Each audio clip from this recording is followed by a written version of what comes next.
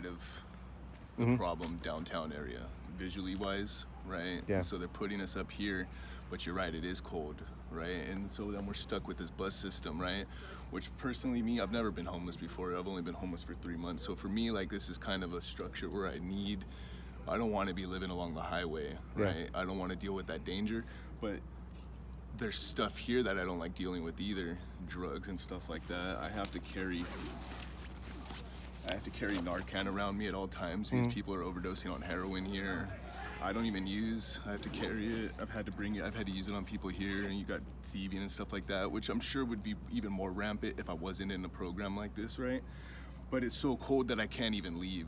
You know, it gets so cold at night that I wanted to go pull up my tent somewhere, go hiking, go camp somewhere by myself, but it's too cold. There's people dying from the cold. You know, just a couple weeks ago, 2 people died since they moved San Lorenzo Park back here in the back, and they got them all living out here. There was 2 dudes in a space heater, and they died from carbon monoxide poisoning. That just happened within this last month since they moved up here, right? So they're not even moving anybody back there right now. They're trying to figure out their shit back there, right?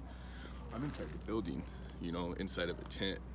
If it wasn't for that, I don't know what I would be doing, to be honest. The sun's right in my eyes. Sorry. So, yeah, no, you're good. So what's your personal story? What led you out here? So I'm married with children. COVID happened. Everybody lost their work. Divorce just got real bad, and so me and my wife are kind of in a separation right now. And I'm just trying to work my way back there. Where are you from? I'm from Hollister. Okay. Yeah, I'm just next county over. Yeah, and then after all that happened, you moved down to Santa Cruz to try to find some help? Well, I lived in Santa Cruz when I was younger. I came out here for recovery. I went to New Life and stuff like that. And when I was like late teenagers, early 20s, right? And so I've always been wanting to come back, and now I'm in my 30s, and I was just like, hey, I know that there's resources out here. I knew what the situation I was getting into, leaving my wife and stuff like that, and I figured that it'd probably be better for me to come out here. You know, if I wasn't, I'd probably be in jail. If I was living the way I'm living right now, not being a criminal or anything, but just being homeless, I'd be in jail in Hollister. So. And then when you got down here, what was the process? I mean, were you just living in the streets, or did you? No, not all. Or did you join up with the organization? How did you become? Okay, so like, how I got here? Yeah. What's the whole process? One of my ex-girlfriends from high school's mom lives out here and is homeless. So when I first got here, I went to HP down in Coral and tried finding her, and one of the homeless people had her number, and so she was staying here, and so she got me into the program. I had no idea anything like this existed. I thought I came with a tent and a backpack full of clothes. I thought I'd be living along the highway, you know. So within the first week of me being in Santa Cruz, I've been here.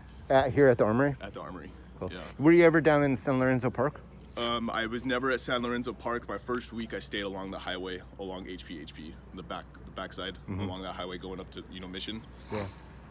And then how has the services been here? I mean, have they been feeding you and taking care of you? Or? They feed us 3 times a day, but they only serve the hot dinner and the breakfast and lunches. I've been here 3 months. I don't even eat them.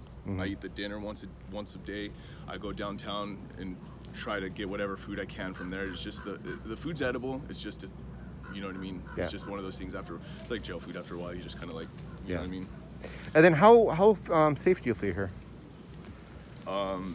That varies. Is it just you're always looking out for your back, or is it you feel like people are watching out for each other? Physical safety. Yeah. For me, not so much. I mean, I don't know other people how they feel about that. Property safety and stuff like that is always an issue.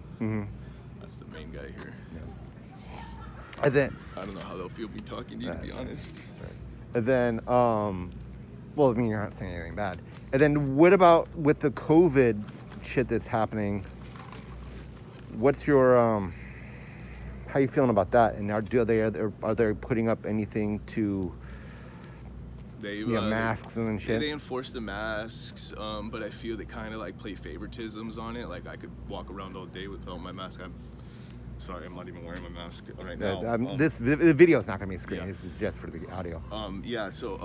They'll take, so every time you leave, they'll take your temperature and stuff like that, and they'll take your temperature when you come back. But there's people here that I've seen that are sick right now this week with fevers, and they refuse to leave because they don't want to get temperature checked. They don't want to get Oh.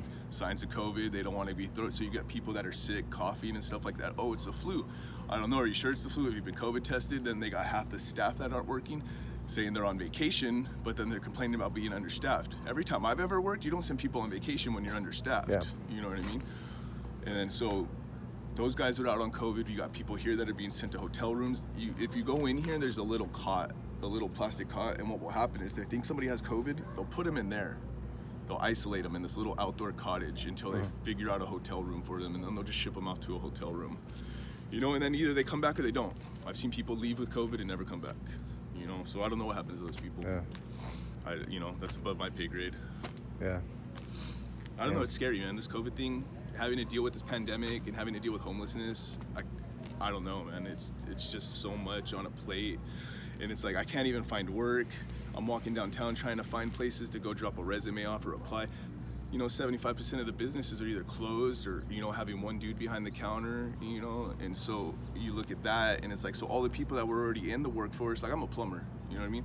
But all the people that were in the workforce, either they kept their job or the people that were either have more experience than me, they're not working, right? So now they're on wait list. So whatever I've been on that list, I'm just even further down, you know? Yeah. You know, nobody here's digging themselves out of any holes, you know? We're just here. We're just rotting, you know? What about, have you tried the Robley Center? Have you been there yet? The Rebley Center? Yeah, the Robley Center. Because I know they've got a lot of I've been meaning to check stuff them out, over but somebody told me that you have to have legal custody of your children, legal 50-50 custody to be able to participate in that program, which I haven't, me and my wife haven't done any court things yet. We haven't done any mitigation or anything like that. So I don't believe I would qualify for that program. It might be worth just checking out, just because I went and we did a piece on them, Did you? and it's pretty freaking amazing. Like what they have Everything I've going heard. there. What's that? Everything I've heard about it is stellar. Dude, I was blown away. And but they're doing a lot, like, you know, they have 24/7 showers if you need a shower. They got bathrooms, they got Well, because they live food. in like an actual house right there inside the HP Center, right? Isn't it? Or is it above? Is the Rebley above the clinic? The Rebley, so you know where it's at, you know, where like Costco is, not Yeah. that street. So it's right there in the corner. And then so they have the main apartments, which is for kids and families, and they can live up there 6 months. But then they also have tiny homes Yeah. that they just set up, and there's 24 of those. And then they have other dorm type places. Plus, then they have the eating, you know, so you can The get cafeteria. food, I get my meal cafeteria, right there. and it's pretty good. I mean, I've so- thought about moving to that in those little sheds that you Yeah. were telling me about, but Yeah. I know some people there, and they're saying it's just way too cold right now. At yeah, night. I can see that. You know, so that's the thing. I want to move to these. You know, they got the Vets Hall one, right? Mm-hmm. Which I think that one's a little hard to get into, but they got there's like 4 or 5 places over there where you're talking about Rebley, right? Yeah. But it's just so cold, you know. Yeah, I need to get this real quick. This is Jeremy, who I'm supposed to meet.